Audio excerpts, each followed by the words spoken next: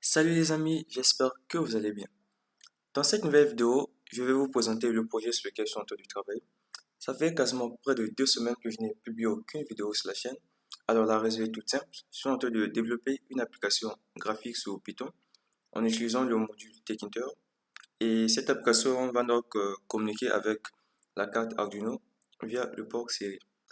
Le programme est constitué de plusieurs fichiers, c'est juste une partie des fichiers que j'ai à ouvrir. Donc ce fichier s'appelle fenêtre principale, ça contient aussi plusieurs instructions. Il fait appel à quasiment tous les autres fichiers.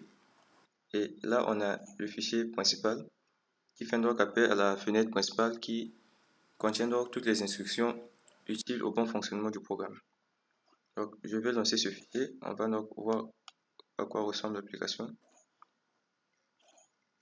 Donc je répète que l'application est toujours en cours de développement, ce n'est pas encore terminé. Voilà à quoi ressemble l'application. Le but de l'application est donc de recevoir les informations provenant de la carte Arduino une fois que l'utilisateur aura à faire passer sa carte devant le lecteur RFID. Donc les informations correspondant au badge seront donc transmises à l'Arduino et l'Arduino va donc le transmettre à l'application qui va donc le recevoir via le port série. Donc la transmission des données se fera donc par le câble USB. Donc de façon claire. Donc l'application n'est pas redimensionnable, mais ça peut prendre deux tailles, donc ça peut occuper toute la taille de l'écran une fois qu'on appuie sur F1. Et si on appuie sur la touche échappe, ça reprend sa taille initiale.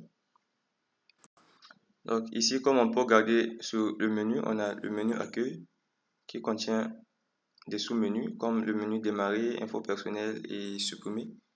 Sans oublier ce sous-menu pour quitter la page, pour quitter la fenêtre plutôt. Ici, on a le menu ajouter.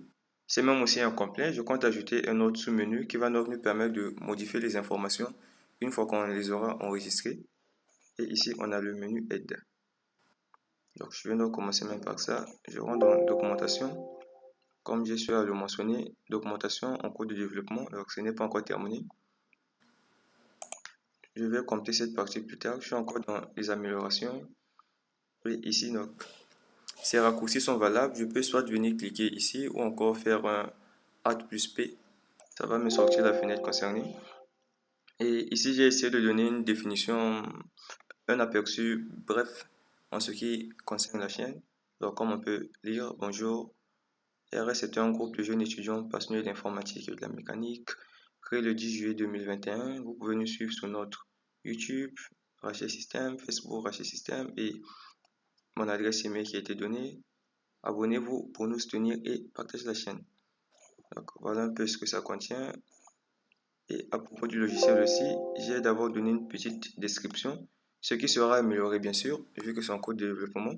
Donc comme on peut regarder ce que j'ai écrit dans la définition, dans la description plutôt, le but, ce logiciel permet d'enregistrer les identifiants des cartes RFID, donc la série des 4 bits identifiant la carte bien sûr. Donc comme on regarde notre carte RFID, donc il y a 4 bits qui identifient ça. Donc très souvent c'est en hexadécimal. Donc ces 4 bits qui correspondent à l'identifiant de la carte, c'est ce qu'on va donc renvoyer à notre application. Et l'application va donc chercher si ça se trouve dans la base de données. Et si ça se trouve dans sa base de données, affiche l'information qui correspond. Et à comment ça marche, qu'est-ce que je vais écrire? Ce logiciel utilise le port série afin de communiquer à l'Arduino. Connectez votre module RFID à l'Arduino et envoyez les identifiants de la carte RFID via le port série qui sera décodé et ensuite les informations liées à la carte apparaîtront sur l'écran. Et ici, j'ai juste donné les moyens pour nous joindre et nous soutenir. Donc, vous pouvez nous suivre sur notre chaîne YouTube, Facebook, il y a mon email et un message pour vous solliciter de s'abonner et de partager la chaîne. Donc voilà un peu en gros en ce qui concerne le menu. Ici on a la barre d'outils. Donc comme ici on a démarré, dans la barre d'outils aussi démarrer, je peux venir le chercher ici ou encore venir le fouiller ici. Donc comme liste personnelle, bon je ne l'ai pas encore modifié. Ici j'ai mis info personnelle, là j'ai mis liste, je le modifierai plus tard. Donc on peut accéder à ça ici, c'est pareil ici, nouvelle carte et ici nouvelle carte. Donc je peux cliquer soit ici, ça me sort la fenêtre. Ou encore je peux venir cliquer ici, c'est la même chose. Donc ici là aussi ça me donne un peu à propos de la chaîne bien sûr. Alors comme on peut regarder ici, on a cette partie là, board rate, pour sélectionner le taux d'échange entre le logiciel et la carte Arduino. Donc les différents taux d'échange sont là. Je vais par exemple sélectionner ceci. Vu que le programme que j'ai écrit sur l'Arduino en C++ utilise donc cette valeur comme taux d'échange. Donc ici au niveau des ports, on voit bien que c'est indisponible. Le logiciel ne le détecte pas de façon automatique. Donc une fois que vous allez connecter votre carte Arduino, il suffit juste de cliquer sur ce bouton. Une fois que je clique sur ce bouton, on peut remarquer que ça détecte que la carte Arduino mérite été connectée. Je le sélectionne. Donc je reviens d'abord ici au niveau de liste personnelle. Il y a déjà des identifiants que j'ai eu à enregistrer. Donc notamment ces deux qui correspondent donc au numéro des cartes. Donc c'est plutôt le 49, D3, 46, C1. Donc le 0x et le point RS que j'ai ajouté, c'est juste pour me permettre de décortiquer ça, donc de pouvoir reconnaître un peu à quoi correspondent les informations qu'il y a eu à recevoir et tout. Donc je vais par exemple l'ouvrir pour voir ce que ça contient. Alors, voilà comme ce que ça contient comme information. On a par exemple l'adresse de la photo.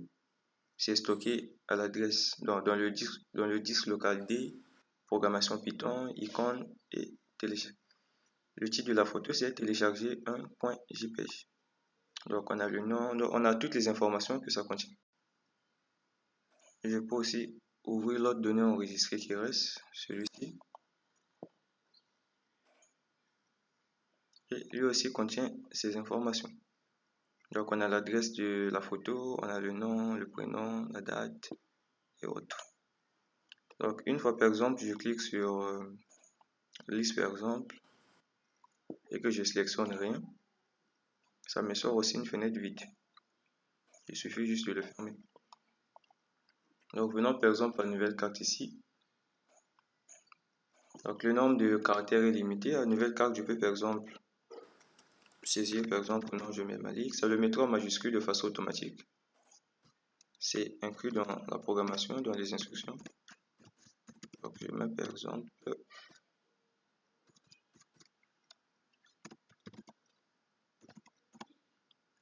je peux le laisser comme ça, je choisis le genre, je choisis l'état civil, je peux mettre la ville, je crée le pays, je choisis donc la profession, je prends par exemple étudiant, secteur je mets informatique, et ici au niveau de l'idée de la carte, je mets donc les informations correspondant à la carte. Je renseigne par exemple FF 04 D3 05. Donc les données sont bel et bien en hexadécimal. Donc voilà, c'est un peu ça. Je peux renseigner ça comme ça. Et lorsque je clique ici, ça me permet donc de sélectionner l'image.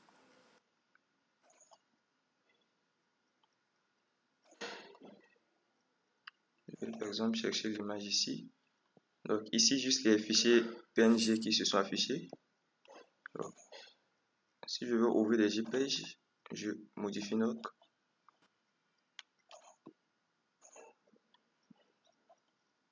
J'ajoute par exemple celui-ci.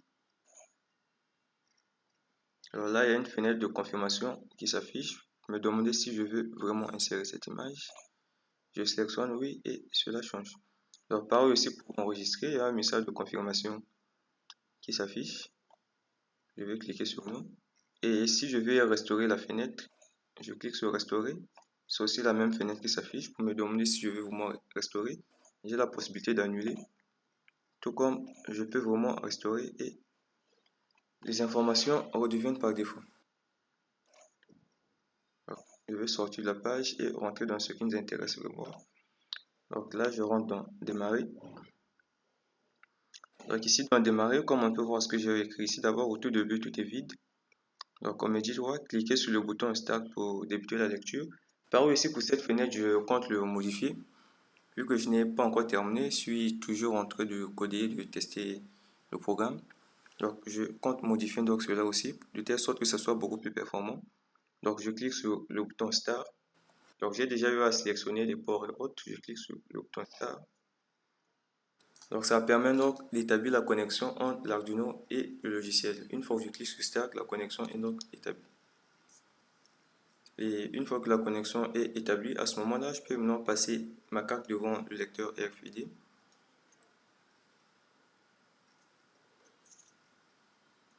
C'est un petit souci, je déconnecte d'abord.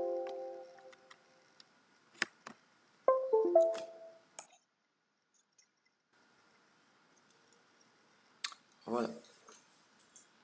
Donc, une fois que je fais passer la carte, ça lit la carte. Si l'information correspond, ça m'écrit badge valide. Si ça ne correspond pas, ça écrira badge invalide. Mais les deux badges que j'ai déjà eu à enregistrer cela. Donc, je serai donc, si je veux passer de nouveau un nouveau badge, je serai donc obligé de cliquer de nouveau sur Start et faire passer de nouveau le badge. Donc, je vais donc passer le deuxième badge. Et voilà à quoi ça correspond comme information. Donc, c'est cette partie que je compte modifier de telle sorte qu'on doit juste appuyer Start une seule fois. Et une fois qu'on fait passer le badge, quelques secondes après, les informations se réinitialisent tout seul. Donc, voilà un peu en quoi consiste le logiciel.